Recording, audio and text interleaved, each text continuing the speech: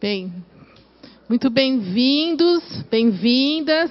É um grande prazer recebê-los novamente, né, na continuidade do segundo ciclo, Vivenciando a TIS. E a gente queria passar alguns recadinhos antes de iniciarmos a mesa. Pela manhã, nós teremos agora, né, a mesa Lei de ATIS nos municípios. Na sequência, Orçamento Público para a TIS. E nós queríamos lembrar que à tarde teremos os grupos de trabalho. E esses grupos de trabalho, eles não acontecerão nesse prédio, será no prédio 25. Salas 301, 302, 303, 304. A gente tem uns recadinhos ali na parede, tá? Então, só para a gente não se perder. Então, prédio 25, os grupos de trabalho no terceiro andar. Sala 301 até a 305. E o grupo de trabalho, o GT6, do Fundo Nacional de ATIS, vai ser neste prédio, na sala de videoconferência, tá? Então, tem umas plaquinhas ali informando, só para a gente não se perder. Tudo bem? E um outro recado é para vocês se inscreverem, para quem puder fazer as visitas, né? Então, a gente tem a nossa recepcionista ali com as listas, tem um explicativo de cada visita. Então, para vocês se inscreverem, para a gente poder ter organizado os grupos de visitas. E nós vamos tentar organizar um grupo de WhatsApp para cada visita, né? Então, tem um conselheiro responsável e a gente quer montar um grupo de WhatsApp para a gente não se perder e ficar bem organizado. Tudo bem? Então, acho que são os recados iniciais.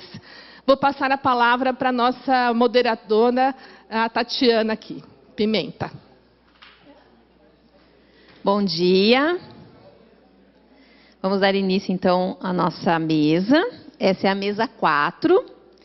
Meu nome é Tatiana Pimenta, eu sou arquiteta e sou conselheira do CAL da Comissão de Assistência Técnica, tá? Bom, essa mesa a gente vai tratar da legislação de assistência técnica nos municípios. A gente já teve uma introdução ontem, na primeira mesa, em que esteve o defensor público, e ele já comentou um pouquinho sobre a legislação dos municípios. Então, hoje a gente dá continuidade aqui, ouvindo quem está aplicando, né, a legislação ou tentando aplicar aí na prática. Então, eu gostaria de chamar, primeiro, o Elvis José Vieira. Pode sentar, Elvis. O Elvis é secretário de Planejamento Urbano e Habitação da Prefeitura de Suzano.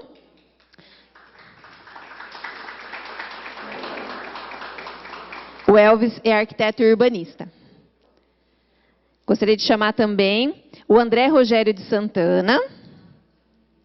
O André é diretor de habitação na Prefeitura de Bertioga desde 2017. Também é arquiteto e urbanista.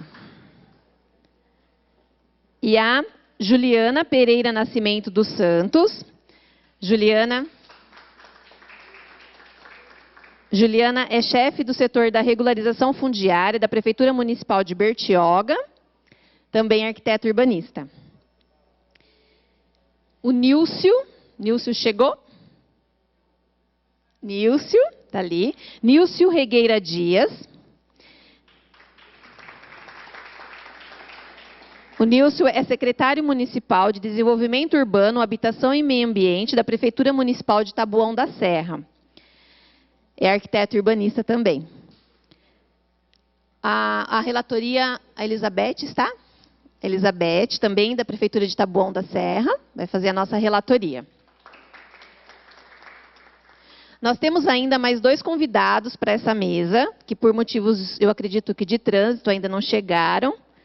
O Odair Benedito Dias. Então, caso ele chegue durante no nosso debate, aqui na nossa discussão, aí eu vou pedir para o pessoal aí da organização avisar, ele compõe a mesa. E o doutor André Queiroz, que é o coordenador de habitação de Louveira, que também está vindo, mas está um pouquinho atrasado. Então, quando ele chegar, ele também vai compor a mesa. Então, eles ficarão por último, tá bom? Vamos dar início, então, ao nosso trabalho. Então, vocês terão cada componente aqui da mesa terá 10 minutos para falar, para explicar um pouquinho, né, da atuação do município. Depois a gente abre para os debates, para as perguntas da plateia. Vamos começar, então, com o Elvis. Pode ficar à vontade, Elvis.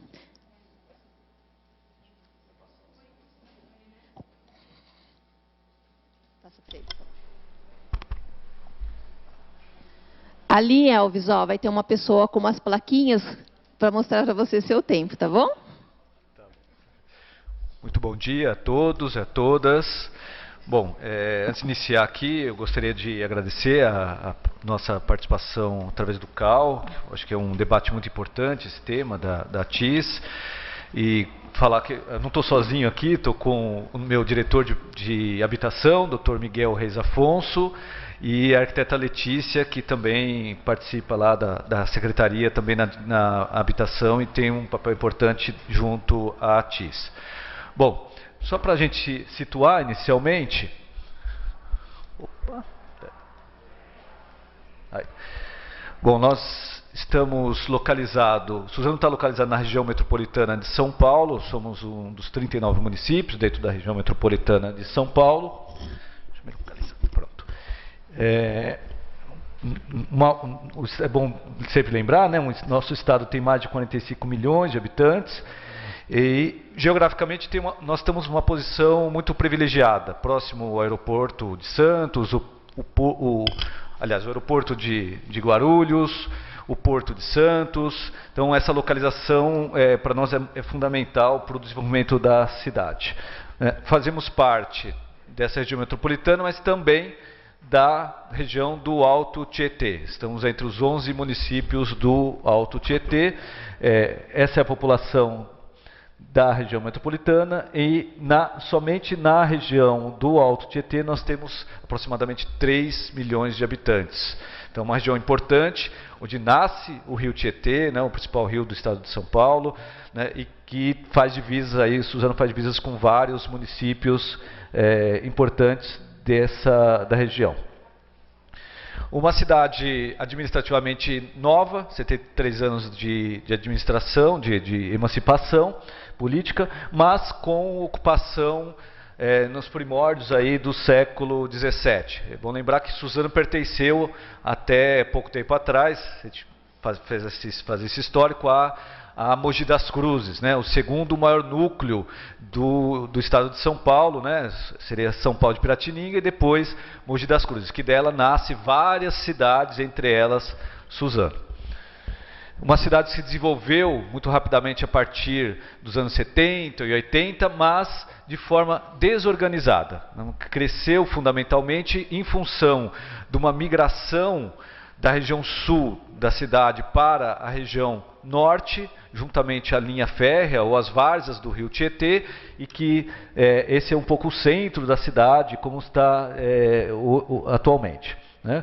Uma cidade que, pelo tamanho do seu território, pela sua fácil topografia, se desenvolveu muito mais horizontalmente e que tem pontos de verticalidade em alguns momentos da cidade, né? Uma cidade que tem pouco mais de 303 mil habitantes pelo cálculo, na verdade pelo IBGE de 2010 nós temos 297, mas tinha uma estimativa de pouco mais de 303 mil habitantes.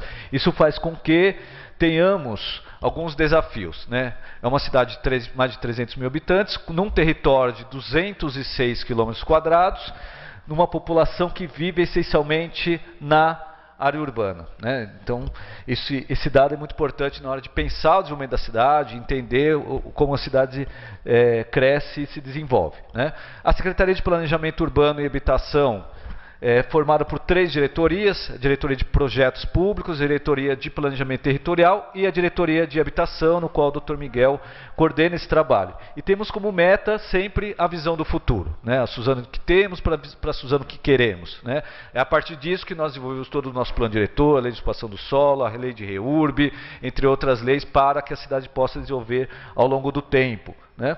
Uma cidade como meta de plano de governo, uma cidade mais inteligente, uma cidade mais criativa, uma cidade mais sustentável, uma cidade mais gentil. Essas são as metas de governo que nós temos desde 2017, que quando nós chegamos lá em Suzano. Né? E quais são esses desafios que nós temos que enfrentar? Né? Um deles é a garantia da permanência desse território, né? Mais de 72% do território está em área de mananciais, um território importante para o município do ponto de vista ambiental, eu chamo sempre que é o nosso tesouro verde, né, que a gente deve manter, mas que tem, obviamente, ocupação dentro desse território, mas precisa ser muito bem desenvolvido e ocupado. Né? Em relação à nossa ATIS, né, a nossa, que nós chamamos de assistência técnica gratuita, que cabe a esse debate. Aqui fiz muito rapidamente um histórico de toda a legislação do município. Né? Então você tem, você tem a lei federal que nasce em 2008, existia uma lei anterior a isso, que é de 97, talvez muitos municípios já tinham essa lei, que era a lei da moradia econômica, que era uma coisa muito simples, né?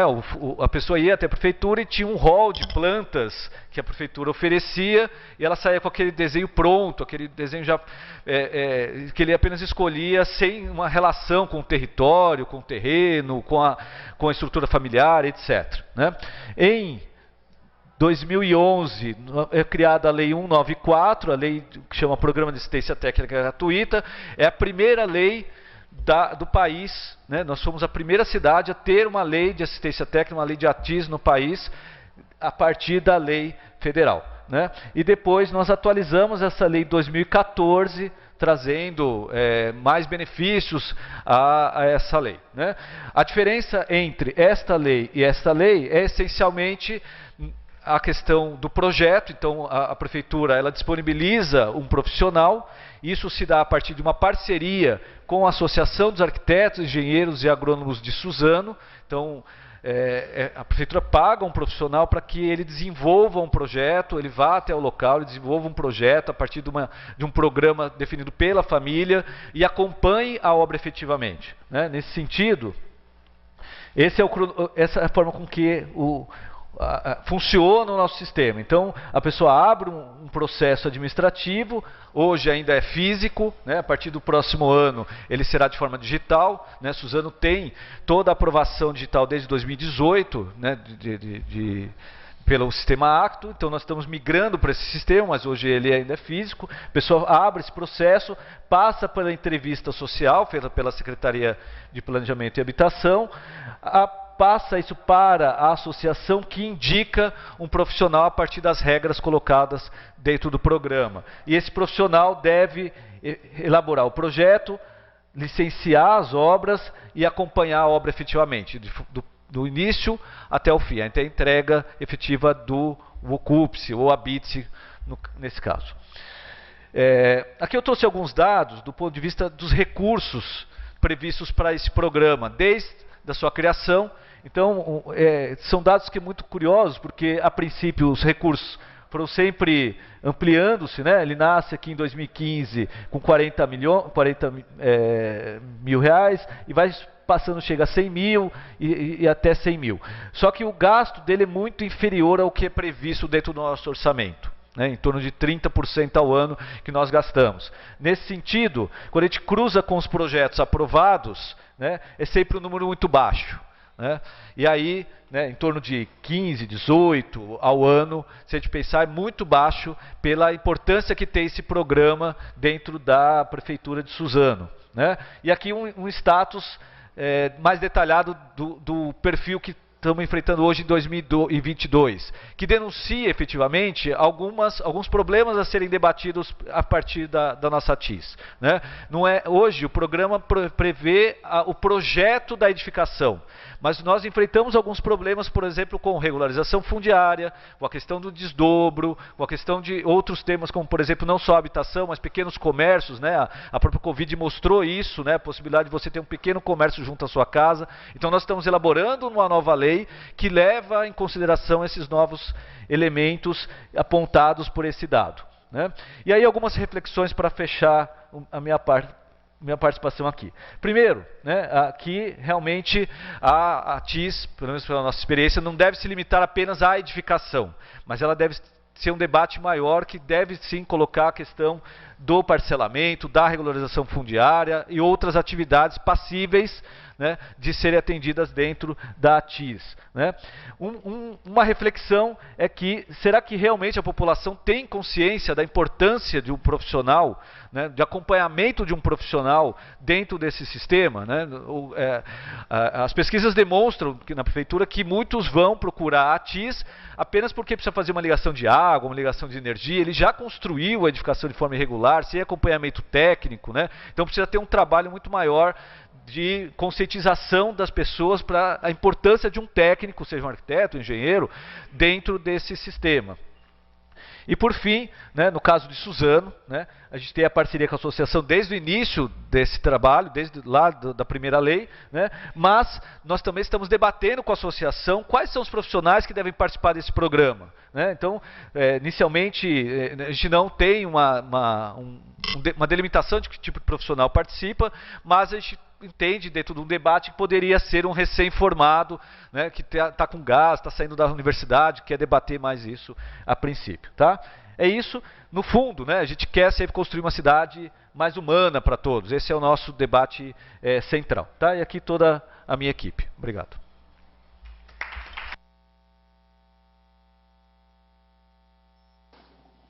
Obrigada, Elvis. Vamos passar então agora para o município de Bertioga. Então, o André vai falar e a Juliana também. Bom dia a todos. Quero cumprimentar aqui em nome do Elvis, meu colega de turma, todos os arquitetos aqui da mesa. Cumprimentar também todos os representantes do CAL, do nosso conselho, e também a Universidade Mackenzie pela disponibilização do espaço e pela oportunidade de a gente estar aqui falando um pouquinho do nosso trabalho. Bom, eu estou como diretor de habitação da Prefeitura de Bertioga há 6 anos, então eu vou passar um pouco da minha experiência nessa tentativa, né, de implantação da assistência técnica e também do nosso programa que chama Regulariza Bertioga, que a gente teve a possibilidade de regularizar diversos núcleos, e é isso que eu vou contar um pouquinho da nossa experiência, da nossa dificuldade e do nosso sucesso. Bom, para contextualizar, nosso município ele foi emancipado em 1992, ele fazia parte do município de Santos. A gente tem uma área de 490 km² e 34 km de orla, então é um município muito extenso, e nós temos 2 parques estaduais, o Parque da Restinga e o Parque da Serra do Mar. Então, esses 2 parques, mais as reservas, áreas de proteção ambiental, elas somam 90% do território do município. Então, nos sobra 10% de área urbana. Então, a gente está falando em toda essa, tanto ocupação de loteamentos, regularização fundiária, áreas onde são implantadas, né, todo tipo de infraestrutura urbana, ela corresponde a esses 10%. E a gente faz parte também da região da Baixada Santista. Nós somos o município ao norte da Baixada Santista. A gente fica entre o Porto de Santos e o Porto de São Sebastião, né, que são os dos maiores portos importantes do Brasil. E também muito próximo da região metropolitana da Baixada de São Paulo, através da Mogi Bertioga. Então nós estamos próximo a Mogi das Cruzes, né, que já é Grande São Paulo, e próximo também ao Vale do Paraíba. Então a gente tem muitos acessos, muitas rodovias que chegam até o nosso município. Bom, Bertioga hoje foi estimado uma população de 61 mil habitantes no censo de 2018. E no nosso levantamento, né, quando nós assumimos em 2017, a primeira coisa que a gente fez foi um grande diagnóstico no município, identificamos todas as áreas irregulares, e a gente chegou num número de 8 mil domicílios irregulares e 3 mil domicílios em situação de favela, né, não consolidados. Não consolidáveis, né, é impossível de se consolidar. E isso tudo aconteceu em cima do nosso plano diretor, que ele é de 98, então o município se desenvolveu em cima dessa lei, e a cidade é uma coisa dinâmica, né? Então a cidade foi se transformando, e a nossa lei ela ainda se manteve a mesma de 98. E essa lei ela era muito forte na questão do desenvolvimento de loteamentos, a gente tem a questão muito do mercado de veraneio. Então, isso faz com que a gente tenha muita atração de mão de obra de várias regiões do país, de Grande São Paulo e mesmo da Baixada Santista. E existe uma situação também que esse turismo, ele inflaciona os preços. Então, hoje, se você for querer residir no município, você vai competir com o turista. Então, isso inflaciona os preços, né? Quanto mais próximo da praia, os imóveis são mais caros, então você vai empurrando essa população mais carente para a parte, digamos assim, de trás da cidade, é justamente onde estão os parques, os rios, os mangues. Então, isso é uma coisa que a gente vê acontecer constantemente. Bom, em relação agora, efetivamente, à nossa atuação, quando a gente fez esse diagnóstico no município, o que a gente pensou, primeiramente, era naqueles núcleos que estavam mais consolidados, que já tinham infraestrutura instalada, e onde efetivamente a população de Bertioga reside, onde não eram bairros voltados para o turismo, onde realmente a população de Bertioga existia, né? Ela reside. E o que a gente fez? Cada um dos núcleos, né, que a gente começou a fazer o processo de regularização fundiária, ele tem uma solução diferente. Então, apesar da gente fazer um grande diagnóstico, a partir do momento que a gente começa a aplicar a lei de regularização fundiária, a gente foi aprendendo também, né, Ju? A Ju trabalha comigo lá desde o começo. Então, cada núcleo é uma solução diferente que a gente foi encontrando. Então, isso fez com que a gente fosse aprendendo também durante esse processo a encontrar as soluções, né, para que a gente conseguisse, primeiramente, fazer a regularização fundiária. Então, assim, a gente tem só para tratar a questão da assistência técnica em si, eu fui presidente do Conselho Municipal de Habitação durante 2 mandatos, isso eu acabei em 2016, e isso é uma discussão antiga, que a gente tenta implantar assistência técnica no município, mas não tem respaldo, acho que nem da própria população atendida, nem dos profissionais, assim, não é visto como uma necessidade. Talvez as pessoas, pelo fato de construírem de forma aleatória, né, sem profissional envolvido, então isso nunca foi uma necessidade do município. E o que a gente percebe hoje com o advento da regularização fundiária, a partir do momento que você vem regularizando as áreas, para mim é uma coisa assim nítida e clara que a assistência técnica ela chegou o momento de ser implantada. Eu acho que a regularização fundiária ela trouxe essa necessidade de ela efetivamente ser uma política pública que deva ser implantada. Então, para isso, a gente primeiramente fez a revisão do plano diretor em 2020, eu estive à frente da coordenação do plano diretor, e no plano diretor a gente deixou muito claro que isso é uma necessidade do município, tanto é que a gente tem um artigo específico no nosso plano diretor, que é o artigo 161, que ele trata justamente isso, né? Que ele fala que o poder público municipal deverá promover assistência técnica pública gratuita à população de baixa renda, para que o projeto e a construção da habitação de interesse social, conforme disposto na Lei Federal 11.888, seja efetivamente implantada. Então, assim, isso já consta então nas nossas diretrizes do município, né? A gente fez questão que isso fosse colocado no plano diretor, para que aos poucos a gente fosse construindo esse caminho. A outra necessidade que a gente também sentiu muito, hoje o núcleo que passa por regularização fundiária, né? A gente regulariza o solo, e a gente recebe essa população que eles querem fazer pequenas reformas, ampliações, todo tipo de reforma ou qualquer tipo de alteração nas edificações, e hoje não existe nenhuma lei municipal que permita que se faça isso. Então as pessoas querem até às vezes procurar fazer isso de forma legal e não existe. Então o que a gente percebeu é que antes de implantar a lei de assistência técnica, a gente precisa criar condições para que ela possa ser implantada.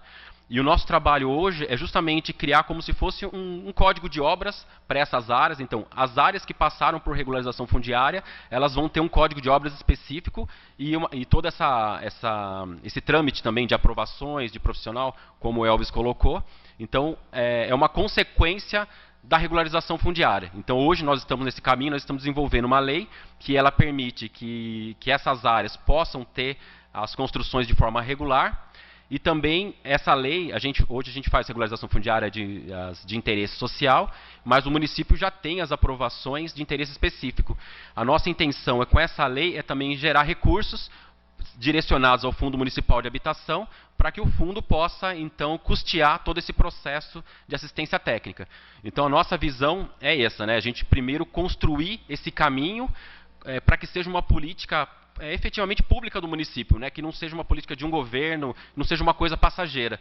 Então, esses núcleos hoje que eles estão buscando a sua regularização, né? Então, hoje você tem infraestrutura instalada com água e esgoto de forma regular, os imóveis estão no nome das pessoas, você precisa efetivamente criar uma regra a partir de agora, porque, assim como eu falei, você tem a questão da pressão da população, do turismo, isso vai acontecer, mas é preciso, antes de aplicar a lei de assistência técnica, que esses núcleos estejam aptos para receber esse tipo de atividade. Então, assim, resumidamente, essa é a nossa experiência que a gente está tendo até agora, né?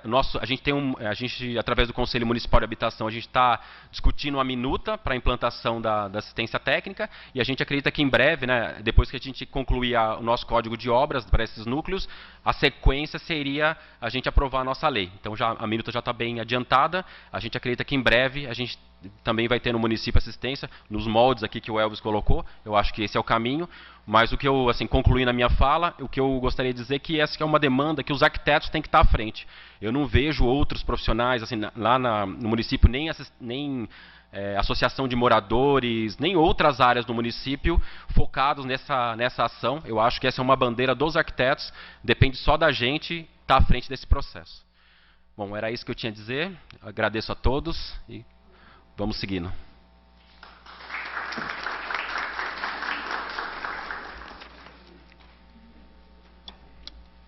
Passar agora, então, para a Juliana, complementar, né, a fala do André sobre a experiência de Bertioga.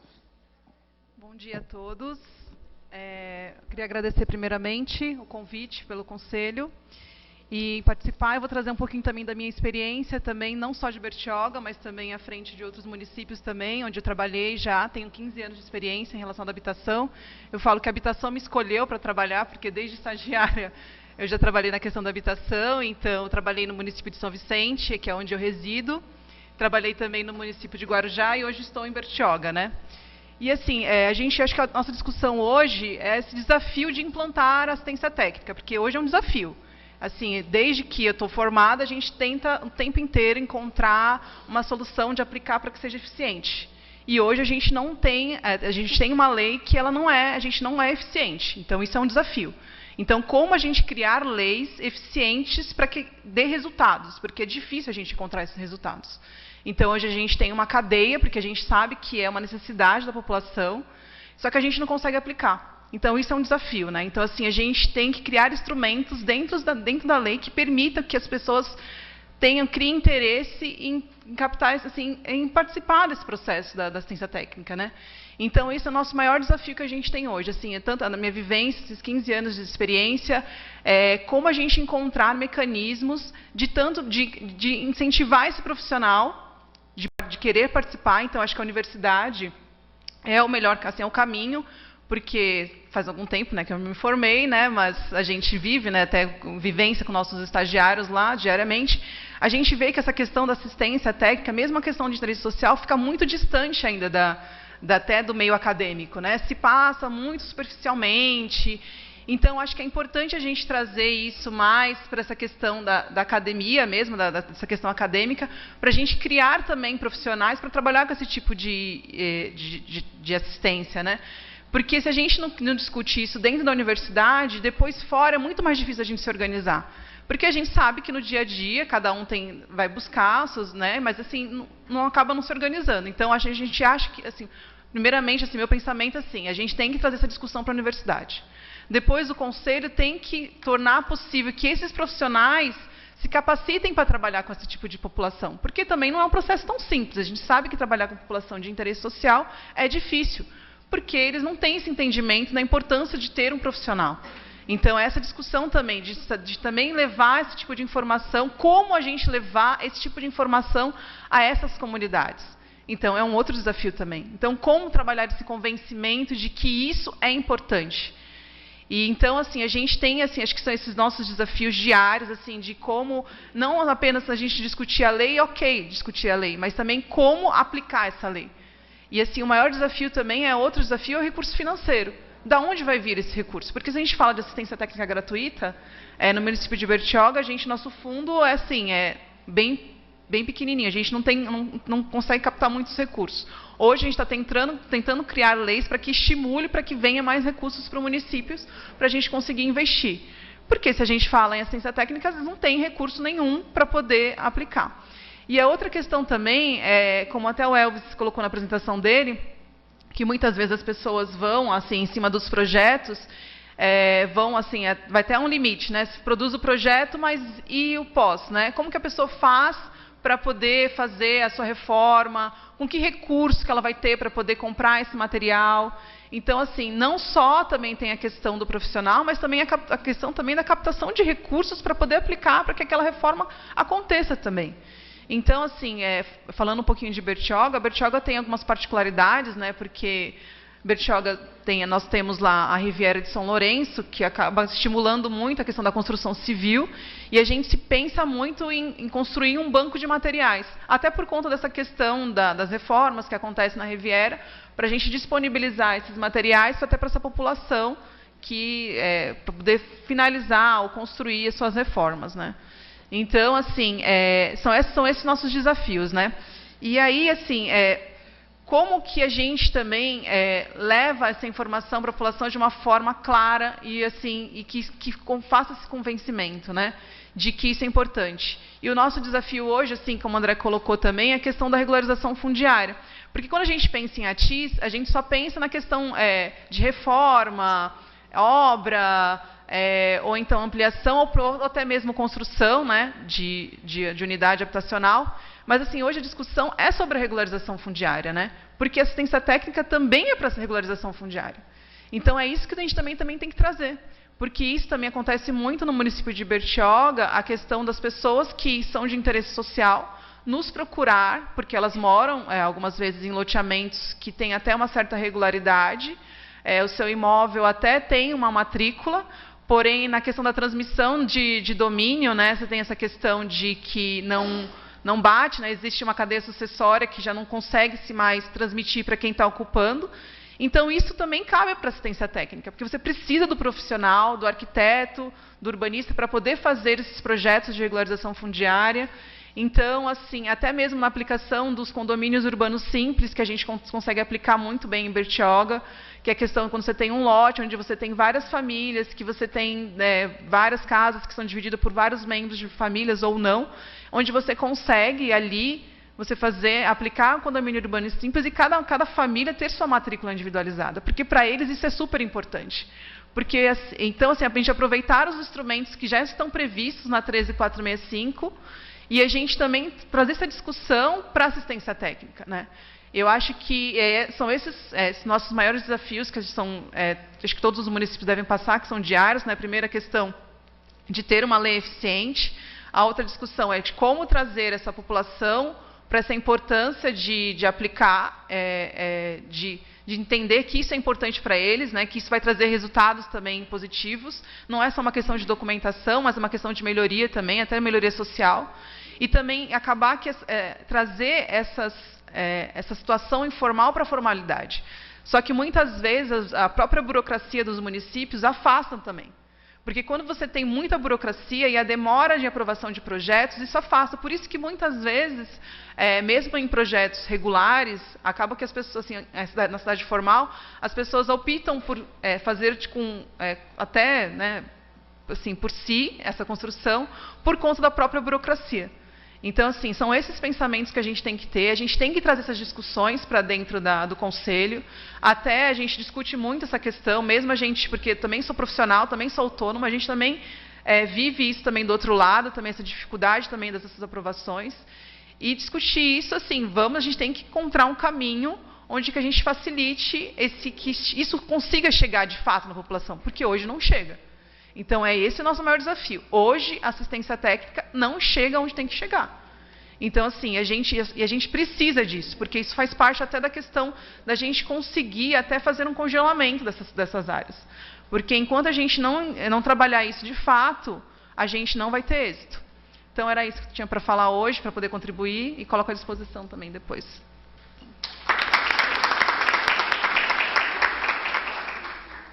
Obrigada, Juliana. Vamos passar agora, então, Nilcio. O Nilcio, pode ficar em pé, Nilcio, se quiser, tá? Fica à vontade. Bom dia. Bom dia.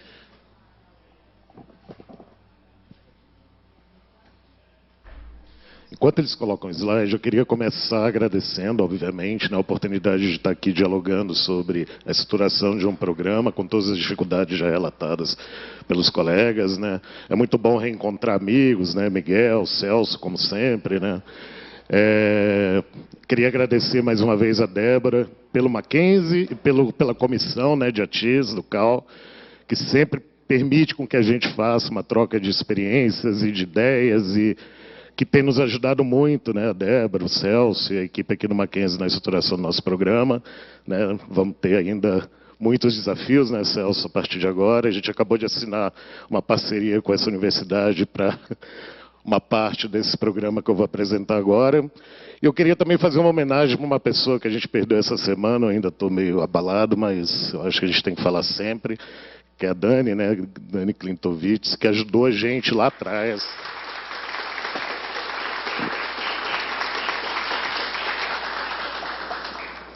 A Dani teve um papel fundamental, né? Parece, né? Cada um tem uma participação em tudo, né? A Dani ajudou a gente no plano de habitação e interesse social de Taboão da Serra lá atrás, né? Que já previa esse programa, né? Então, infelizmente a gente perdeu ela essa semana. Eu queria fazer essa homenagem.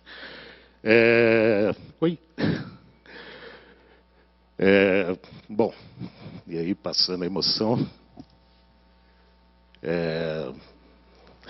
Bom, eu tenho 10 minutos, né? Eu vou passar meio rápido, porque a gente tinha pensado uma apresentação um pouco mais longa, né? Eu tenho o privilégio de ter na relatoria a colega que toca esse programa lá na cidade, né? A Beth, então, se eu falar alguma besteira, ela corrige na relatoria.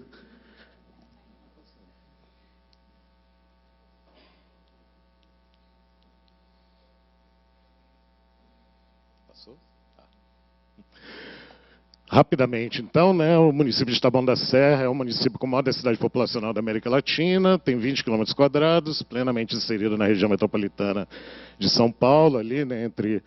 Basicamente, todas as nossas divisas são com o município de São Paulo, ali Butantã, Morumbi, né, e Embu das Artes. Enfim, tem uma densidade estimada, né, de 14.600 habitantes por km², com muitos desafios, né, uma precariedade imensa. Acho que esse mapa fala um pouco disso, né? Tem lá as nossas zonas especiais de interesse social e toda a nossa estratégia de habitação está pautado muito, né, nesse mapeamento que a gente vem fazendo e vem atualizando aos poucos. A gente está em processo de revisão do plano diretor e de todo o nosso marco legal, né? Esses dados, né, estão em plena atualização, como eu estava falando, mas pegando Fundação João Pinheiro 2010, a gente tem um déficit qualitativo de 12.674 domicílios.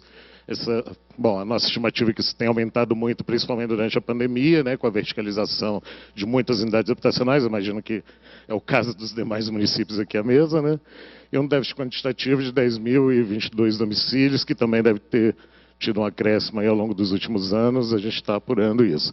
Essa estrutura da Secretaria, só para localizar, né, o programa de ATIS é uma coordenadoria que tenta tornar esse programa um programa transversal, né, dialogando com as demais diretorias, os outros programas da Secretaria. Né, aqui eu acho que é geral para todo mundo, mas só para falar que, né, principalmente dentro do DEAB, né, do Departamento de Habitação, a gente está estruturado com uma linha focada em provisão habitacional, uma linha de urbanização e regularização fundiária e uma linha focada em ATIS, mas sempre trabalhando de forma, né, matricial e transversal. Aqui eu acho que é o que a gente gosta mais, né, de falar, né, Beth, que é como que a gente vem pensando a estruturação, né, desse programa, que ele já está na prática, né, já existem famílias sendo atendidas, mas a gente segue, né, sempre ampliando, né, a capacidade de atendimento e aumentando a estrutura, né. A gente tem um foco, né, de atendimento à população com escritórios descentralizados, né, territorializados. Esse ano a gente conseguiu inaugurar o primeiro, fora da prefeitura, né. A gente tem um plano ousado aí de inaugurar mais 5 no próximo ano, né? E aí essas parcerias que a gente vem tentando construir com as universidades, entidades, são fundamentais para que isso aconteça num prazo menor, né? Antes que a gente consiga aí ampliar as receitas públicas e ampliar a equipe, né? Que seria o sonho de todos os prefeitos, né? A gente tem um foco nos projetos, né, de melhoria habitacional e produção habitacional, né, e isso é um desdobramento, né, a gente tem a TIS individual e a TIS coletivo, que trabalha com movimentos organizados de moradia, ou não, né, a gente também trabalha na organização de algumas demandas coletivas, e a capacitação e qualificação profissional, né, o município tem uma escola municipal de construção civil, e a gente tem pautado, né, uma discussão do projeto pedagógico dessa escola municipal para que ela atue em conjunto com esse programa, né, viabilizando, às vezes, algumas obras com as equipes de estudantes da Escola de Construção Civil, por exemplo. A gente tem trabalhado com ideias, né, de cooperativismo e outras ações para que a gente estruture equipes que possam atuar nas obras de melhoria habitacional, formadas dentro de um projeto pedagógico que leve em consideração essas demandas, né? E também a ideia de um trabalho com estudantes recém-formados, né, ou arquitetos residentes, engenheiros residentes, né, assistentes sociais, etc., que é o foco da parceria que a gente está construindo com a Universidade de Mackenzie, né, Celso coordenando aqui pelo Mackenzie, e que visa formar profissionais em ATIS, né, recém-formados, né, em ATIS, recém-formados ou não, né, profissionais em ATIS. Esse conceito de residência para recém-formado, acho que a gente tem que discutir também, né? Mas a ideia é mais ou menos essa, né? Pegar arquitetos, engenheiros profissionais que possam se especializar em ATIS com atividades práticas e teóricas em parcerias com universidades. É mais ou menos assim que a gente estruturou o sistema, né, Beth? Bom, e aí, só para não deixar de falar do tema, né, o nosso arcabouço jurídico, né, previsão constitucional, né, a lei federal, o plano diretor de 2006 já previa, né, no artigo 148, um programa, né, que previa que o município tinha que garantir assistência técnica, habitação e interesse social gratuita, e tinha já autorização para fazer convênios, parcerias para viabilizar isso, né, lá em 2006. A gente volta, né, o nosso plano que eu citei, né, Municipal de Habitação e Interesse Social de 2010, previu uma linha de atendimento para melhorias habitacionais, e agora, em 2022, a gente publicou esse decreto regulamentando o programa. Eu tenho quanto tempo? 2. Bom, eu não vou conseguir detalhar o programa plenamente, acho que a gente fica à disposição para falar mais sobre ele, né? Eu vou só falar rapidamente. As duas linhas, como eu já citei, né? Uma de atendimento individual, outra de atendimento coletivo, né? O decreto prevê mais ou menos esse fluxo, né? Para o atendimento individual, né? A família procura a prefeitura, tem uma ficha de triagem, né? Dos casos, né, já com atendimento social, é feita uma avaliação socioeconômica da família, né, e técnica do imóvel, uma ficha preliminar, né, uma avaliação preliminar. Com base nessa avaliação é feito um relatório técnico, que eu vou mostrar alguns exemplos aqui rapidamente, né, com parecer para habilitação, né, se está habilitado ou não a receber, né, o nosso serviço, e aí é elaborado um plano de intervenção com as peças necessárias, etc., para viabilização do atendimento.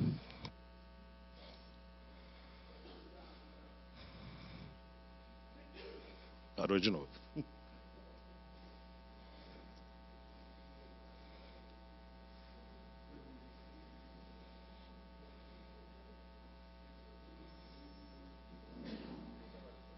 Opa. Aqui detalha a fase, né? Tem a primeira fase, que é essa parte que eu apresentei rapidamente, né? Que termina no parecer técnico, social, físico. Depois tem a segunda fase, quando já está aprovado, né, a adesão da família ao programa, né, que é o levantamento dimensional, elaboração de projeto, plano de ação e o acompanhamento social que, né, perpassa por todas as fases. E depois a fase de obra, sempre com acompanhamento social. Bom, aí os critérios de atendimento eu não vou ter tempo de detalhar, né? A gente vem discutindo, acho que eu só queria destacar isso, a gente vem discutindo a necessidade de uma limitação possível, né, de área máxima ou valor máximo de intervenção. É uma questão que a gente ainda não conseguiu fechar, né? Tem muito debate sobre isso, e a gente está tentando ter um número maior de casos, né, de atendimento para chegar a uma conclusão sobre isso. né? Talvez o tamanho da família versus tamanho da unidade, valor máximo de intervenção, enfim, é o único ponto que a gente queria jogar aqui para, né, aproveitar essa plateia e discutir um pouco, né? Bom, critério de priorização, acho que vai ser impossível, acabou. Algumas fichas só de alguns casos que a gente tem, né, o instrumental que a gente utiliza lá na cidade, né, um dos casos aí de levantamento. E aí os atendimentos, pedir licença só mais um minutinho para mostrar, né, como que eles estão distribuídos na cidade, em que eles estão focados, né. A gente tem demanda de nova edificação, melhoria habitacional, 11 casos, e regularização edilícia, que é uma situação que a gente vem tentando entender como é que a gente deve direcionar essa demanda, né? Porque ela aparece. Na nossa porta de entrada ela surge, né? E aí a gente vem discutindo se é mesmo caso de ATIS ou se a gente deve pensar em outro direcionamento para esse tipo de atendimento, tá? É isso aqui, eu não vou conseguir explicar, é só alguns exemplos e formas de atendimento que a gente tratou essas casas. Muito obrigado.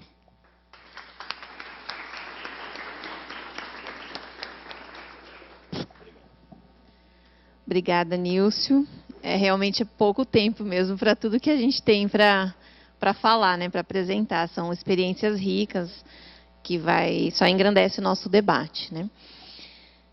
Bom, o André, ele mandou o e-mail, ele está vindo, mas assim, né, eu acho que a gente pode abrir para o debate, né, com as apresentações de vocês. Ele chegando, se der tempo, a gente apresenta aí a experiência de Louveira também. Pode ser assim? Podemos abrir, então? Quem quiser fazer pergunta, pode levantar a mão. Edu, você vai levar o microfone? A Fernanda.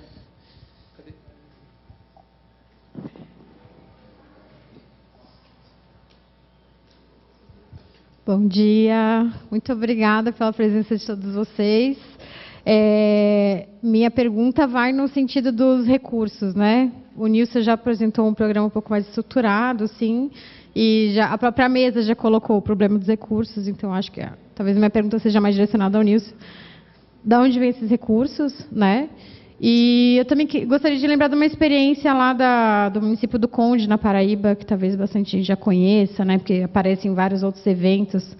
Aqui a gente quis focar mais no estado de São Paulo mesmo, né, para a gente dar a chance das prefeituras aqui de São Paulo também colocar essas experiências.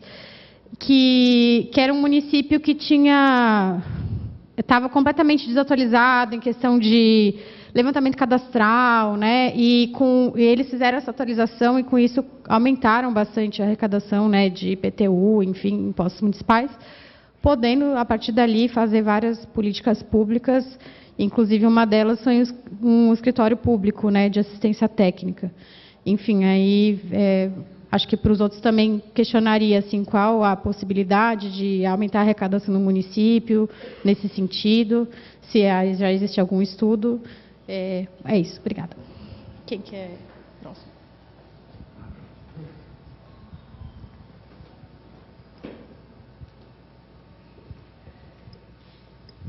Muito obrigada pela apresentação. Eu queria ouvir mais de cada um, né? Eu acho que ver na prática, assim, como vocês estão trabalhando, é uma experiência maravilhosa. E aí eu queria perguntar para vocês como os profissionais, né? Como a gente poderia ter esse cadastro de profissionais habilitados a trabalhar com a ATIS, né? A gente viu que Suzano trabalha com a associação, né? E o que vocês acham do nosso papel, né? O que os CAUs poderiam contribuir com esse cadastro, né? Que forma trabalhar, né? Porque eu acho que realmente não dá para a gente pensar só em recém-formado, né? Então, como trabalhar com profissionais com essa prática tão maravilhosa que vocês apresentaram. Muito obrigada. Bom dia, meu nome é Arlindo Amaro.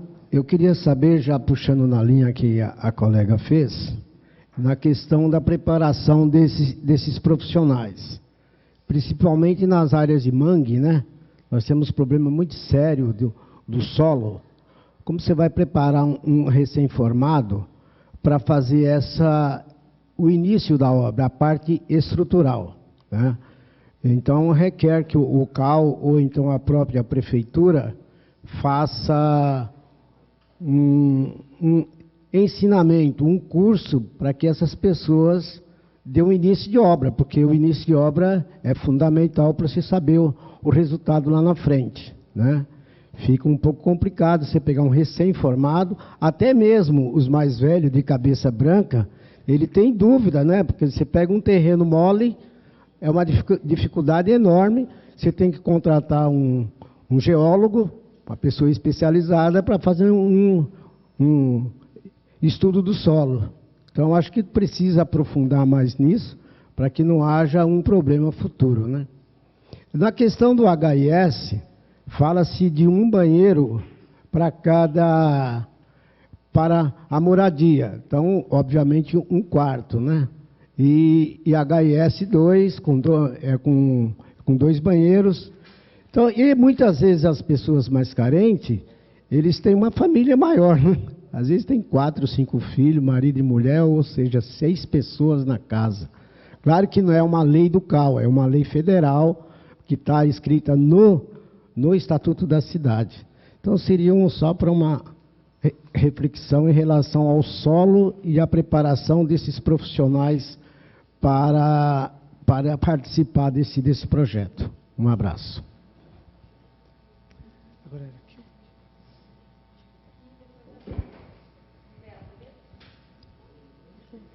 Oi, bom dia. Eu só escrevi algumas coisas. Eu queria dizer que a população não sabe que esse direito existe, né? A Lei 11.808, acho que ninguém assim da população quase sabe que existe. Eu me chamo Bruna, eu sou moradora do bairro da Brasilândia, que é um bairro periférico de São Paulo. Ou seja, essa lei ela é para mim. Eu ouvi muito dizer que o foco e a divulgação dessa lei é para os recém-formados em arquitetura. Mas e a população? Quando vai ser o foco, né? Quando ela terá a ciência dessas informações? Porque eu vim aqui por acaso, né? Eu, por acaso, procurei na internet essa lei, eu não encontrava de jeito nenhum informação. E quando eu soube um dia antes que começou o evento que ia ter, né?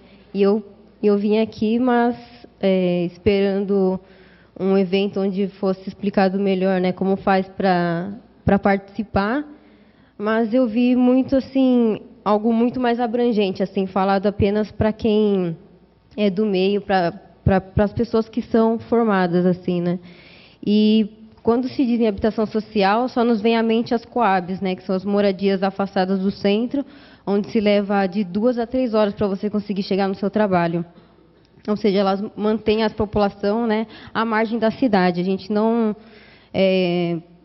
a lei, pelo que eu entendi, você pode construir onde você puder, onde você quiser, né? Com a casa que melhor atende a família, mas é sempre focado nas Coabs, né? É o terreno afastado, é aquela planta que você não atende só a família, como já foi dito, as famílias são grandes, né? Então, enfim. Será que é necessário um esforço tão grande para convencer a população da importância do arquiteto? Porque eu acredito que, se for divulgado para a população que ela tem a possibilidade de sair do aluguel, né, que 70% da sua renda não vai para o aluguel, eu acho que isso já é mais do que convencer, né? Eu acho que, enfim, e as pessoas, e que quando as pessoas que têm esse direito poderiam receber estão aqui. Acho que essa é uma pergunta, porque a população parece estar fora da discussão. Assim, eu estou um pouco frustrada, na verdade. Muito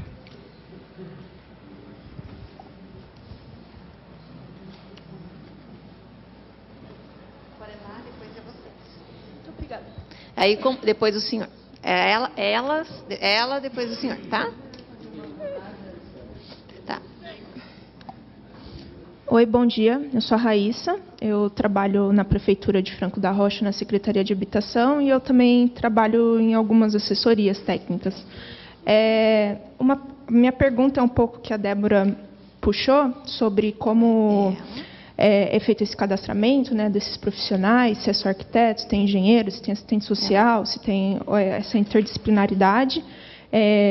como que é essa remuneração e, enfim, tem um pouco também relacionado de onde que vem, além da remuneração dos profissionais, quais são os critérios, mas também de onde vem esse dinheiro na prefeitura, no orçamento, se é fundo e tudo mais.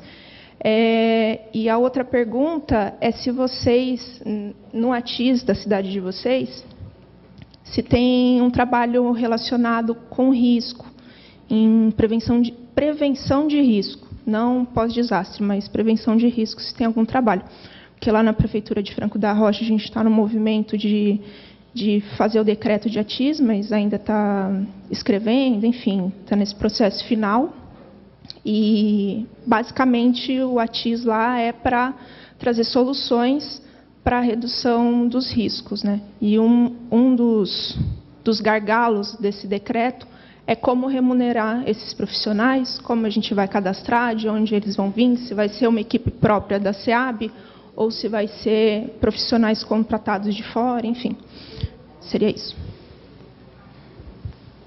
Agora é a moça aqui, ó, do lenço vermelho. Obrigada. Bom dia, meu nome é Marcela. Nós somos da Prefeitura de Limeira, né, e eu gostaria de parabenizar a todos os representantes das prefeituras pelos projetos que trazem aqui hoje, porque a gente também conhece as dificuldades de ter, apesar de ser uma obrigação, né, a dificuldade de ter a ATIS como uma política pública estruturada dentro dos municípios.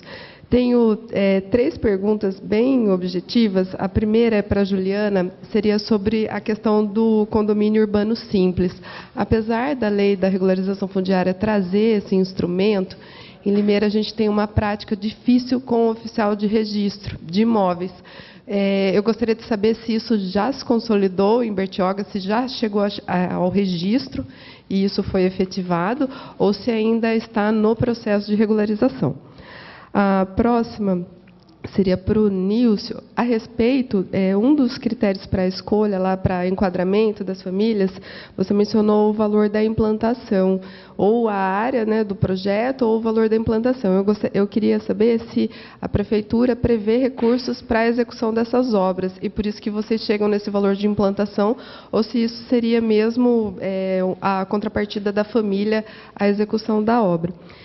E, para todos, no que tange a questão do orçamento, né, da aplicação de recursos, se o orçamento usado nessa política, né, estruturada de ATIS é somente municipal, ou se em algum momento essas experiências que vocês trouxeram aqui tiveram alguma relação ao longo dos anos com recursos repassados do governo estadual, do federal, como já existiu lá atrás, né, em 2011, a questão da contribuição para melhorias, programa dessa natureza, e como a gente quase teve em 2018 o cartão reforma, né, que acabou não se estruturando. Então, qual é a experiência dos municípios, se houve em algum momento, repasse de recursos do governo estadual ou federal.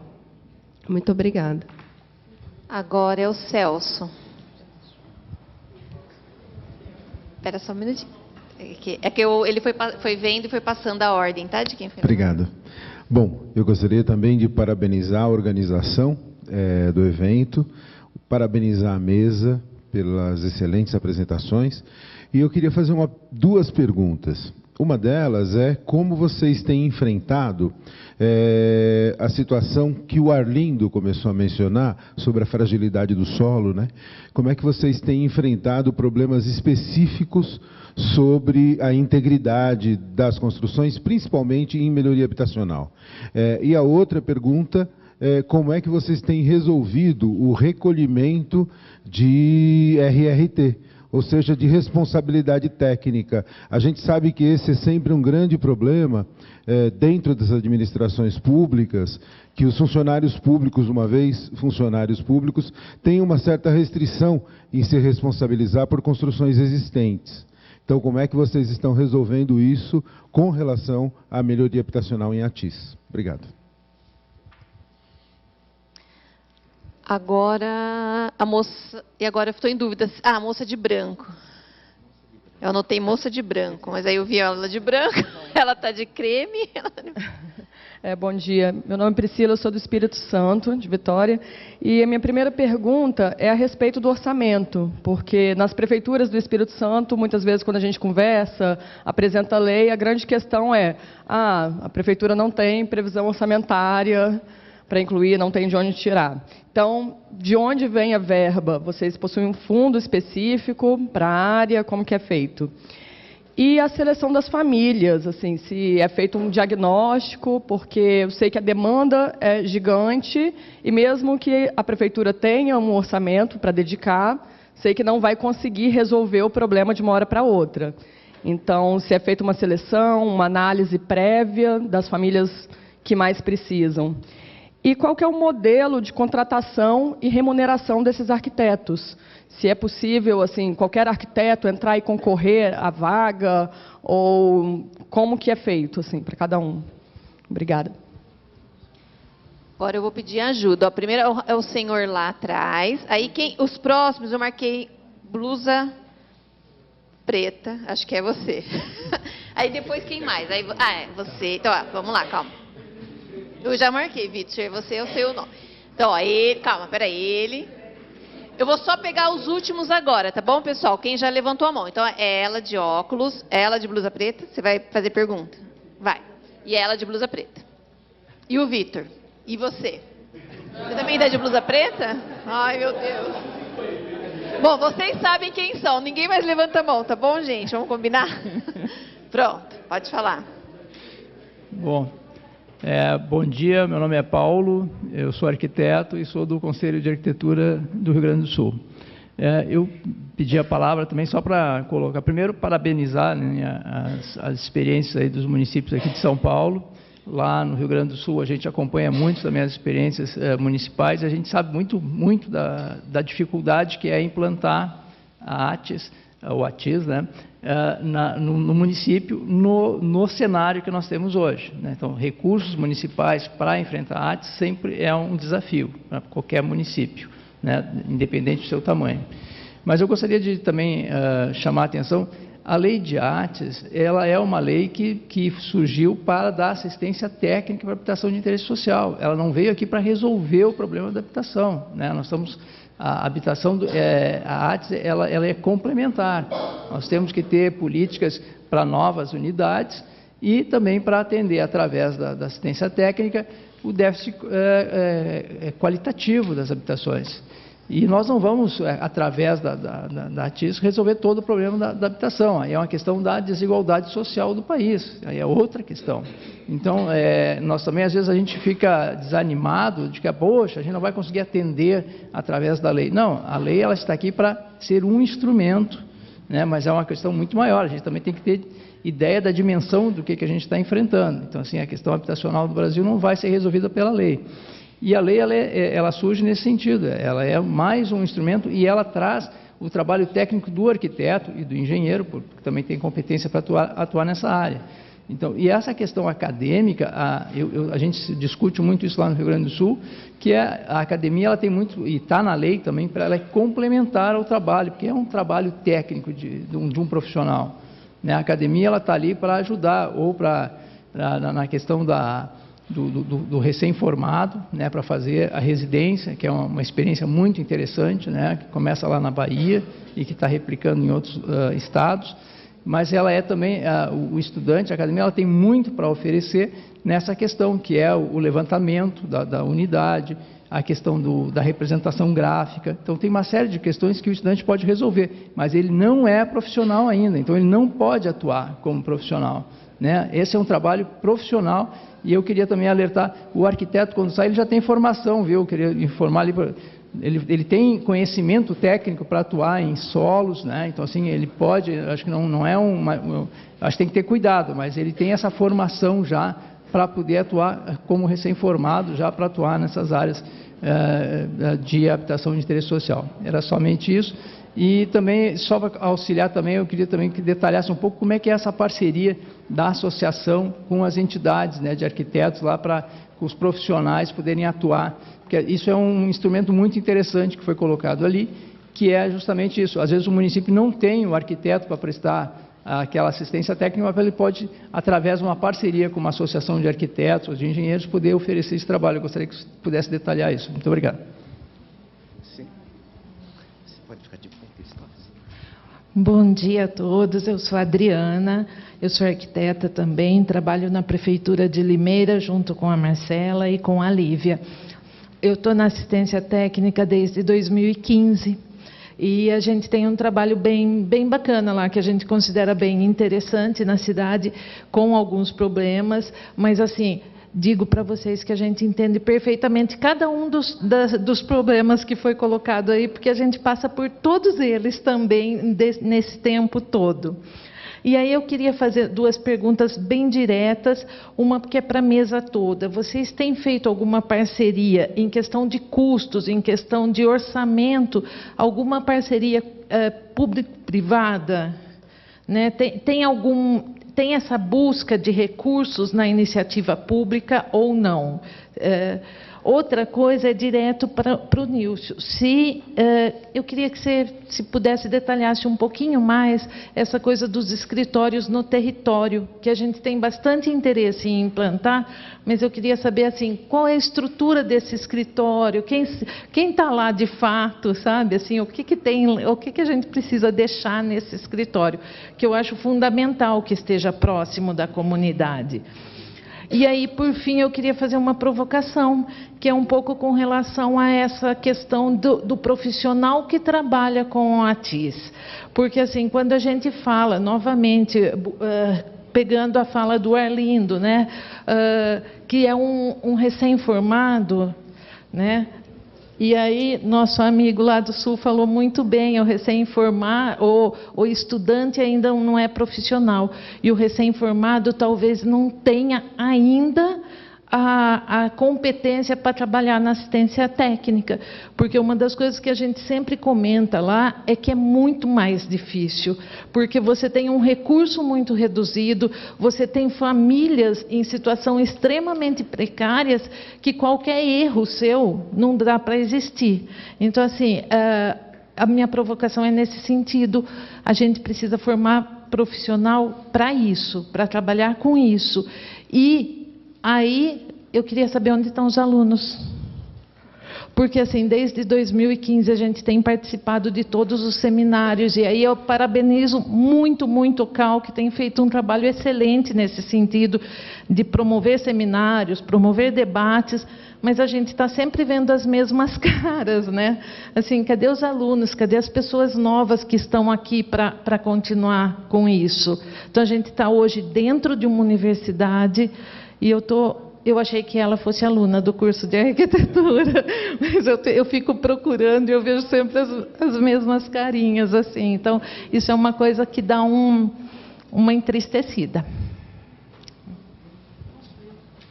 Agora, mais duas de blusa preta, ela e ela. Ela agora aqui. Não, então são três. A sua é cinza. A sua é cinza. Calma. Vai. O quê? Bom dia, eu sou a Cláudia, blusa preta.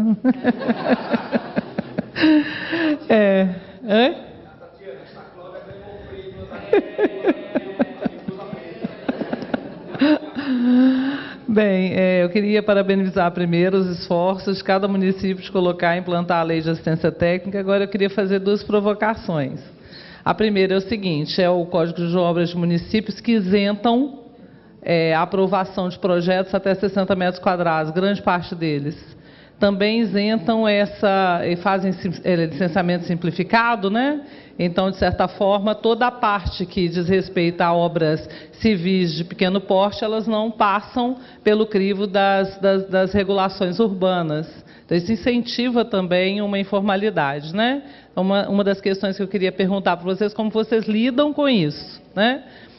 A questão tributária também, os municípios que lançam na Secretaria de Fazenda obras irregulares, dando a falsa impressão para os munícipes que a obra é regular, né? Quando ele deveria, na verdade, dar o assessoramento técnico e retirar aquela pessoa da informalidade. E a terceira coisa, que vocês falaram o tempo todo a respeito de recurso, eu não vi ninguém citando os instrumentos do Estatuto das Cidades. Né? Nem o PEUC, nem o IPTU progressivo, nada disso sendo colocado como sendo instrumento urbanístico de arrecadação, inclusive, de mais-valia. Né? Ou seja, aquilo que pode ser colocado nos fundos, e também me incomodou, não vi ninguém citando, falando a respeito da adesão ao Sistema Nacional, Sistema Municipal, Fundo Conselho de Habitação, que deveria estar fazendo esse monitoramento da política em nível municipal. Então, eu queria saber como que vocês estão lidando com isso, né? Na realidade, cada um dos municípios, como que o Fundo Municipal de Habitação, o Conselho Municipal de Habitação, toda aquela estrutura ligada à Lei 11.124 de 2005 está sendo colocada a serviço da assistência técnica. E só corroborando com o que o Paulo falou ali, que eu concordo muito, a política de assistência técnica é uma política acessória à política de moradia, ela não pode ser a política. Então, eu até defendo que a gente tenha uma política nacional de habitação, uma política nacional de assistência técnica. Porque na assistência técnica você vai inovar, você vai pesquisar, você vai fazer todos os esforços para resolver problemas de várias dimensões que a questão da moradia tem no país, né? Tanto para resolver qualitativamente quanto quantitativamente as questões do déficit. Tá? Já passa para ela atrás, que está mais perto. Pode passar para ela. Aí depois vai para... Oi, bom dia. Sou a Lívia, também sou arquiteta da Secretaria de Habitação de Limeira. E a minha fala aqui vai um pouco para a Bruna, porque vou subverter aqui um pouco. Mas, Bruna, a gente está aqui num evento de uma entidade de classe, que é o CAL. Aliás, quantos daqui são arquitetos? E enquanto a Adriana fala que ela sente falta dos estudantes, que eu também sinto, eu sinto falta da nossa relação com o povo. Né? Que, assim, já é complicado para os nossos colegas de arquitetura a gente explicar o que a gente faz, imagina para o povo. Então, quando você diz, eu não sabia que era assim, as pessoas deviam estar sabendo para poder cobrar, quando a gente fala de recursos aqui, a gente fala de recursos para pagar os serviços dos arquitetos. A gente não está falando, infelizmente, como o Paulo já trouxe também, né, o Paulo do Rio Grande do Sul, a gente não está falando dos recursos para pagar a mão de obra da construção civil, não está pagando pedreiro, não está falando dos recursos para o material de construção civil, que é caríssimo, os preços estão subindo cada vez mais, e a gente não está falando do preço do terreno. Né? Então, assim, que também é altíssimo. Então, a gente, como ele disse, me sinto contemplada com a fala dele, mas queria falar direcionada para você, de que essas demandas são demandas que, assim, a gente está aqui tentando resolver uma parte do problema, que é garantir que essas edificações tenham um mínimo de qualidade, porque a gente sabe que a nossa formação nos prepara para isso. Mas a gente não está garantindo que as moradias serão efetivadas. Para isso é necessário que a gente se una, mas a gente se aparta do povo. A gente está, os arquitetos, e está a população. A gente não consegue, na maioria das vezes, de fato, estar junto. Eu, enquanto servidora municipal, mês que vem completo 11 anos enquanto servidora, já ouvi de secretário que eu não podia levar esperança para o povo. Que eu não podia conversar a respeito do projeto que eu estava fazendo com as pessoas que moram no entorno, porque eu não podia dar esperança, porque depois ele ia ser cobrado. Então, assim, é um absurdo, mas esse é o tipo de coisa que a gente passa. Então, assim, e não é nada perto de quem não tem onde morar. Né? Então, eu acho que, se a gente quiser, de fato, políticas públicas, a gente vai precisar, ao invés de só estar ao lado de quem está lá em Brasília, estar do lado de quem... Porque eu acho que é fundamental que a gente consiga minimamente divulgar que existe assistência técnica nas cidades onde ela já é oferecida. Mas para que a gente consiga isso e as outras partes importantes para viabilizar a moradia digna, a gente vai ter que ter a mobilização popular. A gente não vai conseguir isso de mão beijada, de cima para baixo, mesmo com o Lula lá. Tudo bem. Agora pode passar para ela. Aqui. E depois, por último, o Vitor. Aí a gente vai sair daqui 2 horas para vocês responderem tudo.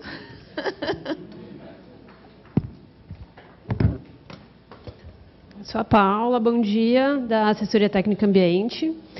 Queria colocar uma questão, acho que o Nilson trouxe bastante, né, dos exemplos lá de Taboão, que é um pouco falando do custo, né, da habitação. Se nas outras prefeituras, acho que o campo assistência técnica é muito amplo, né, mas focando um pouco na parte de melhoria habitacional, se vocês chegaram a discutir um teto, até que ponto isso se torna uma melhoria habitacional, né? Porque a questão acho que até colocada pelo Celso, quando envolve problemas estruturais da casa ou algo relacionado à geologia, esses custos acabam ficando um pouco mais caros e isso não se enquadra mais como melhoria habitacional. Aí já valeria a pena uma provisão habitacional. Se vocês chegaram a discutir isso dentro da prefeitura, tipo um teto de valor, até que ponto isso é uma melhoria e até que ponto isso tem que ser tratado como uma nova solução, como uma provisão. Por exemplo, a gente está sem nenhum programa habitacional, né, federal, e aqui em São Paulo a gente pode entrar que ele tem um custo de 200 mil uma unidade habitacional nova, né? Então, é uma estimativa de custo que custa 200 mil para construir uma nova. Então, assim, quanto que seria um valor ideal para valer a pena fazer uma melhoria habitacional, né, em uma residência, em uma unidade, se essa discussão foi feita nas outras prefeituras? Obrigada, Paula. Agora o Vitor.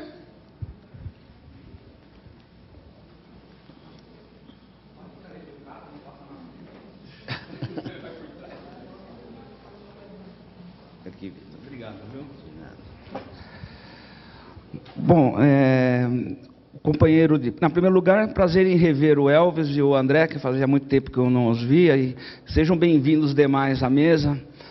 Eu queria só, o companheiro lá do Rio Grande do Sul falou que não é uma forma de resolver o nosso problema, né? De fato porque nós nunca vamos resolver o problema de habitação no Brasil nos moldes do capitalismo, em que a propriedade é mercadoria. Nunca vai resolver o problema de habitação no Brasil, isso é delírio, né? Enquanto a casa for produto, não vai acontecer. Mas a assistência técnica é para nós o que é para os advogados da Defensoria Pública.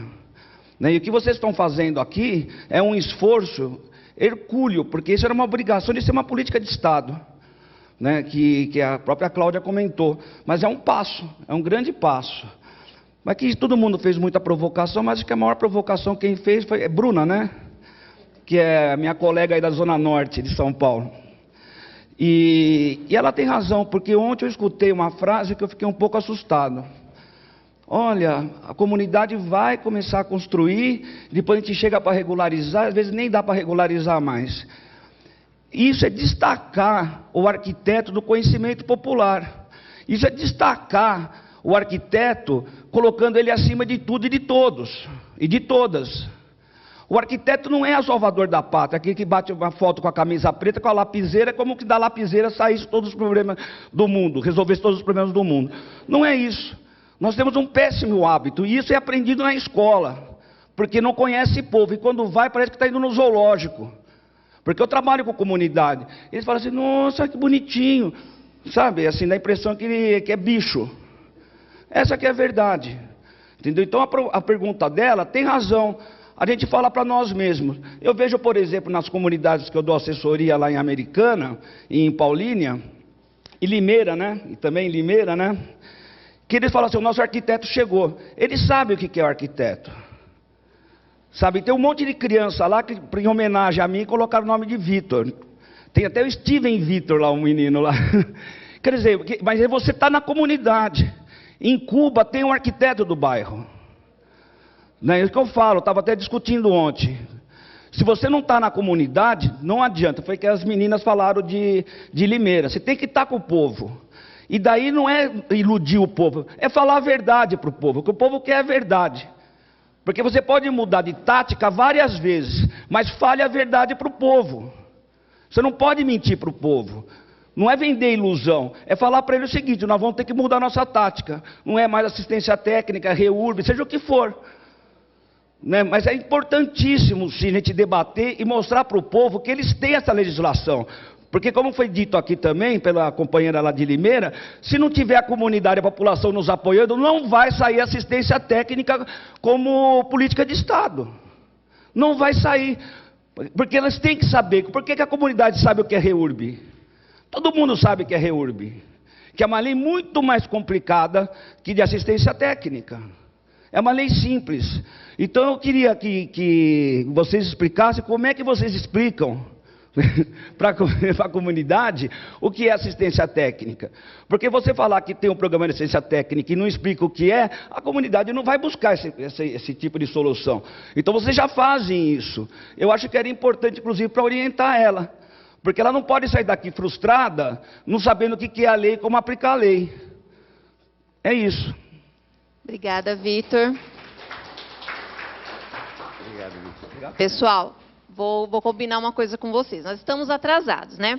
Mas eu acho que o nosso debate ele é muito importante, muito rico, e vocês mesmos demonstraram como é necessário a gente estar falando do assunto. Então, o André chegou. Eu não tenho como dar 10 minutos para ele apresentar, porque a gente realmente extrapolou. Mas eu gostaria muito de chamá-lo aqui, pedir para ele sentar aqui e expor em 5 minutos, né, uma fala rápida sobre a parceria de Louveira, que está sendo feita com o Conselho de Arquitetura, tá? Então pode vir o doutor André, ele é advogado, coordenador da Política Municipal de Louveira.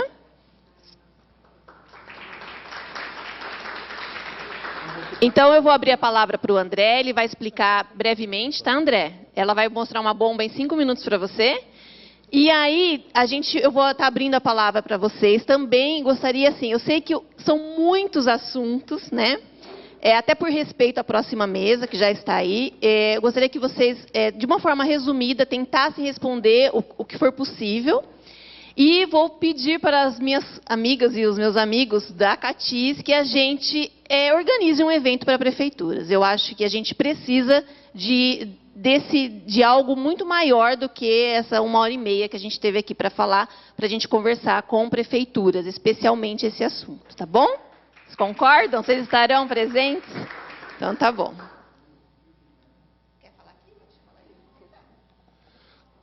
Bom dia a todos, desculpe o atraso. Quem é do interior esquece que tem trânsito em São Paulo, né? Então, queria agradecer o CAL por ter feito esse convite. Na realidade, a gente está tentando tirar do papel a ciência técnica no município de Louveira. Então, a gente fez uma contratação de revisão do PLIS, tá, para entender o planejamento, como a gente agiria no território. Não só o PLIS, contratamos 2 outras empresas para trabalhar alguns instrumentos, porque a gente pensou em trabalhar na questão da irregularidade fundiária, ou seja, trazer também a segurança técnica e construtiva para as pessoas que moram em assentamentos precários e irregulares no município. Em média, 2.500 famílias moram hoje em Louveira, um município que tem 50 mil habitantes. Em mais de 20 núcleos informais já consolidados.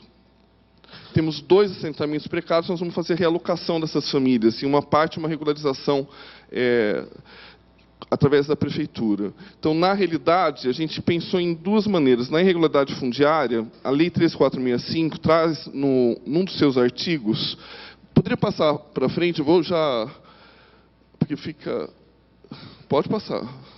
Pode passar.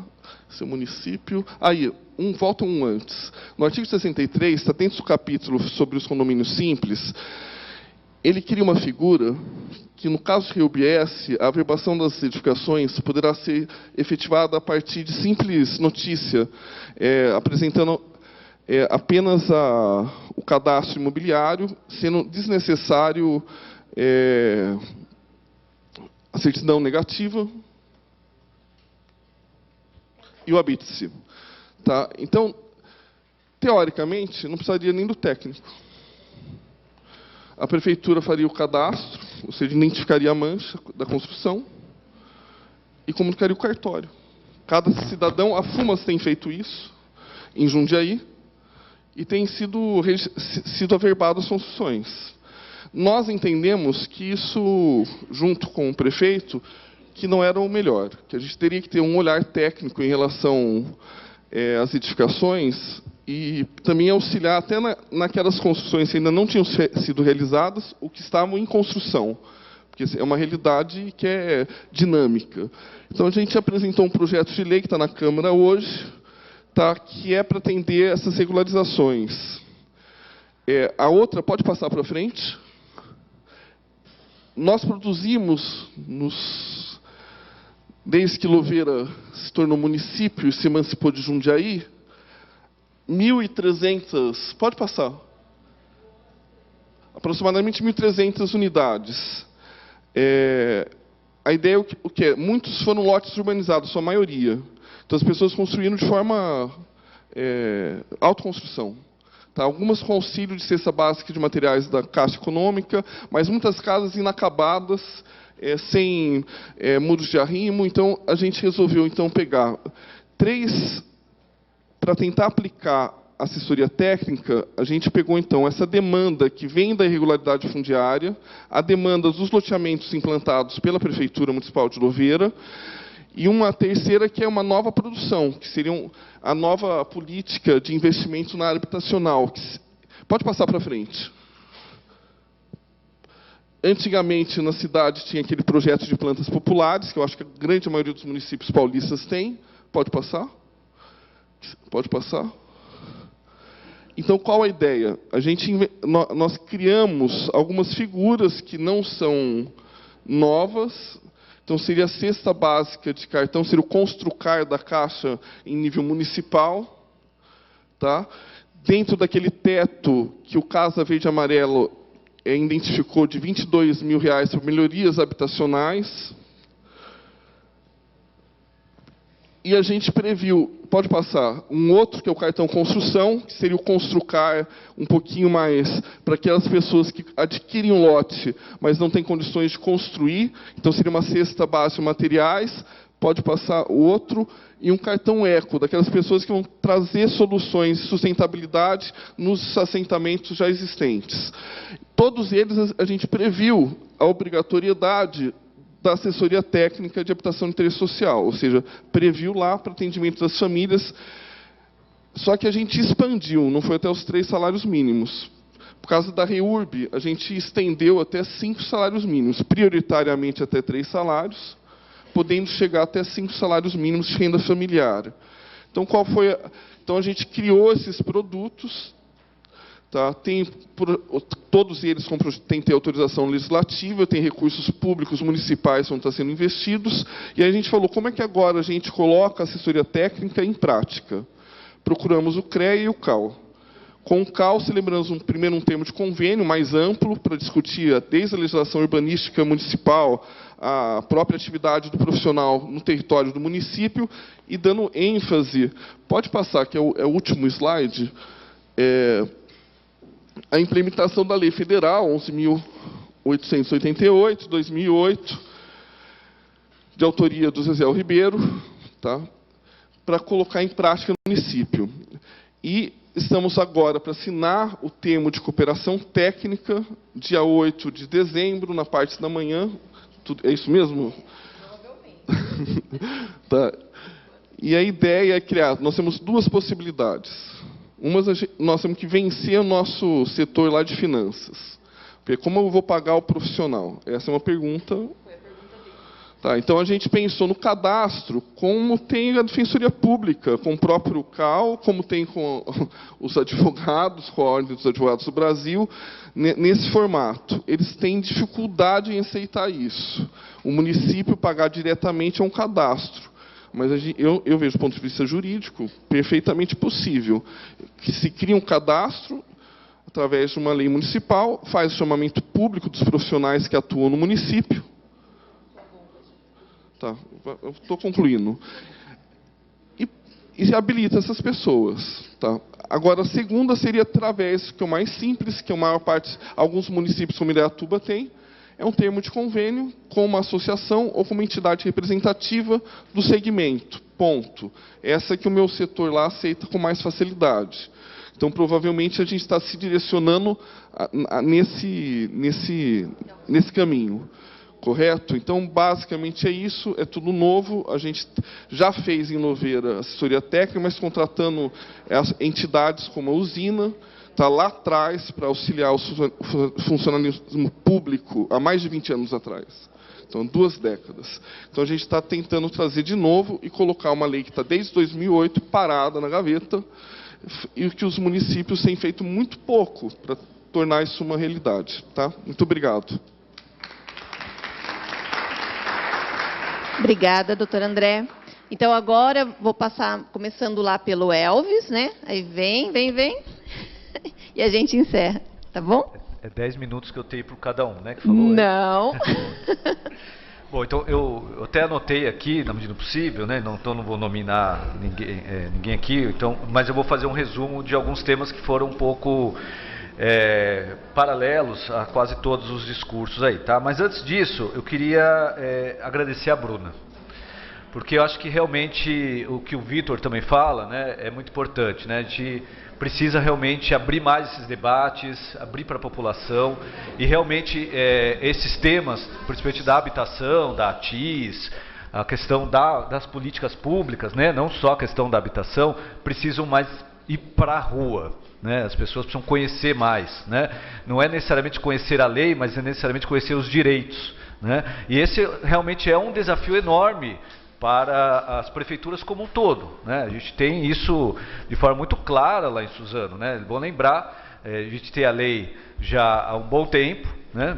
Fomos a primeira cidade do país a ter essa lei específica da ATIS, e aí eu gostaria inclusive de agradecer novamente o doutor Miguel, porque só para rapidamente aqui no histórico, né? Eu acho que se ele naquele momento era o secretário, né, que chamava-se Secretaria de Política Urbana, né, em Suzano, e ele era conselheiro nacional das cidades, né? Então foi através de uma leitura importante nesse sentido que essa lei nasceu em Suzano, sendo pioneira no país. Não sei se foi uma coincidência ou não, né, doutor?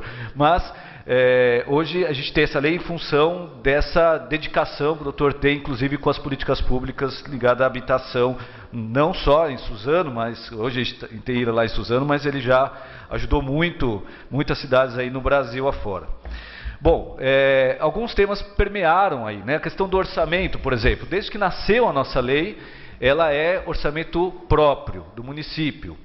Não é tarefa fácil, né? Para você demonstrar para o secretário lá de Finanças a importância desse orçamento, todo ano prestar conta para ele vê que não foi gasto todo o recurso previsto, né? Eu acho que os dados estão claros ali, né? Infelizmente, a gente ainda gasta apenas 30% do orçamento previsto, né? Isso leva à segunda reflexão, que é realmente uma falta de divulgação desse trabalho, né? Dessa importante lei, desse importante trabalho que teria os técnicos da cidade. E aí faz sentido, pelo menos para nós naquele momento, era essa parceria com a Associação dos Arquitetos, né? É um convênio, né, no qual os profissionais da associação se inscrevem nesse trabalho, né? Quem cuida dessa listagem é a associação, então é um trabalho deles. A gente sempre deixa claro, é um trabalho social, apesar que nós remuneramos o profissional. Hoje nós remuneramos o profissional em 1,5 salário, né, para ele desenvolver o projeto, acompanhar a obra, né, aprovar o projeto e acompanhar a obra. Porque, como o nosso amigo lá falou, né, é um trabalho social, né, é uma contribuição que a associação está fazendo para a sociedade. Mas que a gente precisa realmente, tempo em tempo, avaliar, analisar melhor como isso se dá, né? Mas a gente mantém esse recurso ano a ano, entendendo que a importância que esse programa tem, dentro de um panorama maior das políticas públicas ligadas à habitação, né? Alguém comentou, olha, nós não temos programa habitacional no nosso país. E é verdade, né? Há quanto tempo os nossos programas habitacionais estão parados, sem perspectiva de retorno, né? Agora, quem sabe, temos uma esperança, né? Mas quanto tempo vai levar para que isso volte a funcionar? E aí as cidades precisam, de alguma forma, se mexer. Não dá para ficar aguardando também, né? Tudo vindo do governo federal. Obviamente que é um pedacinho que nós trabalhamos na ATIS, né? Ele faz parte de um pedaço muito pequeno de política pública ligada à habitação.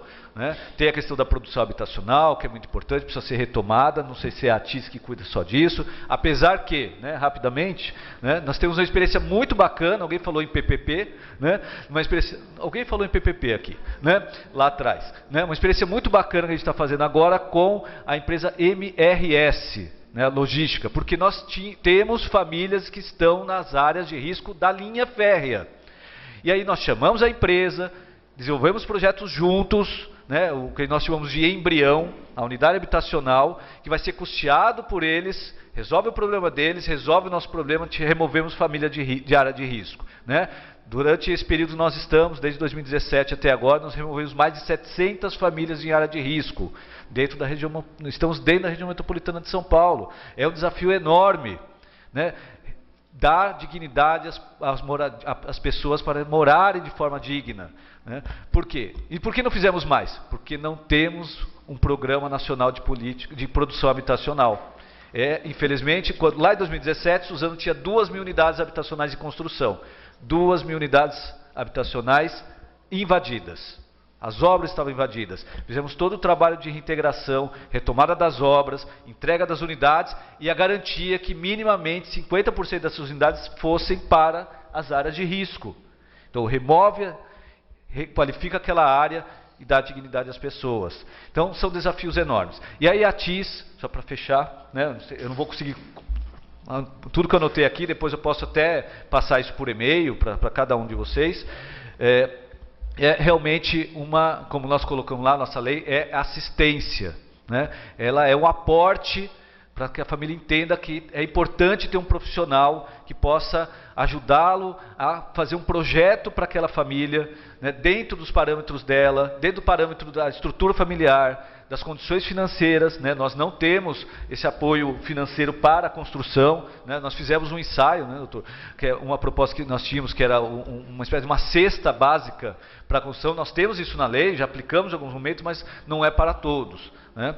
Mas é uma assistência que deve ser acompanhada por um técnico. As dificuldades vão surgir, né, ao longo de a cada obra. Por isso que está dentro da associação, porque um técnico pode sim ajudar o outro técnico. O mais recente, o recém-formado, vai pegar a consultoria com o mais experiente, por exemplo, e aí você também cria uma dinâmica dentro da associação. Por isso que a gente entende que, no nosso caso, está sendo uma experiência muito bacana e com bons frutos essa parceria com a associação. Muito obrigada. Vou pedir, então, para vocês serem breves, dentro do possível, tá bom? Foi sim. Bom, de tudo que foi questionado e colocado, as 3 coisas aqui que mais me chamou a atenção, primeira questão dos recursos, né? Então, no nosso caso lá em Bertioga, como a gente está num processo de implantação, a nossa ideia é que seja feito através do Fundo Municipal de Habitação.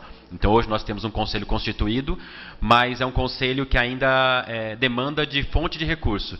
Eu participo de outros conselhos de saneamento, conselho de meio ambiente, todos eles têm fonte de recurso certo. O Conselho de Habitação ele tinha todas as taxas de aprovação de projeto, mas em algum momento isso foi cortado. Então, uma das nossas intenções, quando a gente cria a nossa lei agora de REURB, né, que as taxas sejam todas direcionadas para o Conselho, para que ele possa, de alguma forma, financiar essa assistência técnica. A outra questão, também é ligada à questão que a Bruna falou, não é só em relação à questão da população, Bruna. A gente vê a questão dos profissionais também na cidade. A gente tem lá em Bertioga, né, um bairro que é a Riviera de São Lourenço, que acho que é o metro quadrado mais caro do Brasil, e os profissionais querem estar lá dentro da Riviera, fazendo decoração, paisagismo, qualquer coisa ligada à construção, e a grande parte nem conhece, né, exemplo também do que o Vitor falou, nem conhece a outra metade da cidade. Então, conhece a metade que é perto da praia, essa outra metade que é mais periférica, realmente as pessoas não conhecem. Então, às vezes a gente fez uma capacitação em 2019, se eu não estou enganado, acho que até o SASP nos ajudou. Então foi a primeira vez que muitos profissionais foram conhecer essas áreas periféricas do município e que nem são tão longe assim, são muito próximas, né? Então acho que a questão dos profissionais também estarem dispostos, né, a participar, eu acho que é até mais do que talvez a população. E a questão da aplicação da lei, hoje eu reforço aquilo que eu falei aqui da minha fala, em relação à questão da regularização fundiária. Porque antes a gente não tinha nenhum tipo de acesso, essas áreas são totalmente irregulares, ninguém sabia quem eram os proprietários, conflitos de divisa de terreno. A partir do momento que a gente regulariza, que as pessoas são as proprietárias de fato, elas têm lá o documento dela, já tem uma topografia, pelo menos com a regularização fundiária a gente regulariza o solo, né? Mas pelo menos tem o perímetro da casa.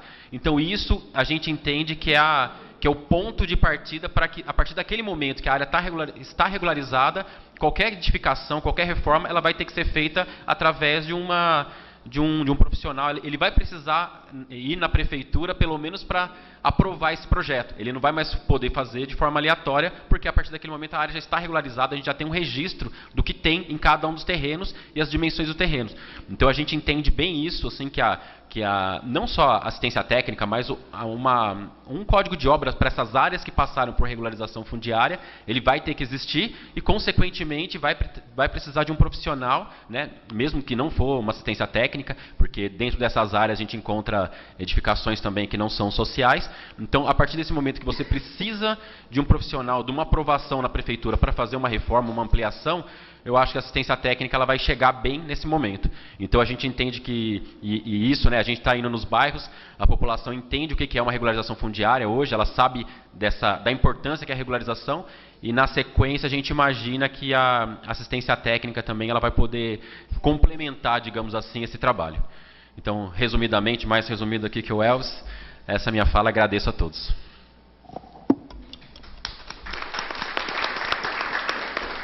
Bom, vou tentar ser breve aqui também.